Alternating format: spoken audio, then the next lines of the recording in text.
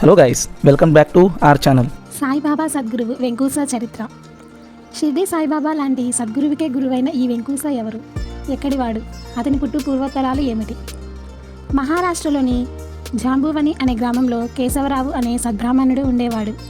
వీరు తిరుపతి శ్రీ వెంకటేశ్వర స్వామికి భక్తులు. సంతానం లేకపోవటం వలన దంపతులిద్దరూ శ్రీ వెంకటేశ్వర స్వామిని అమితంగా ప్రార్థించేవారు.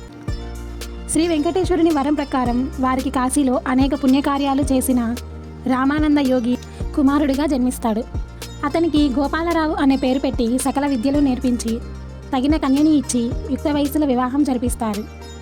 ఎంతో శక్తి యుక్తిపరుడైన గోపాలరావు తన బలా పరక్రమాలచే పీష్వాలను మెప్పించి జంతూరు అనే పరగణాను జాగేరుగా పొందుతాడు.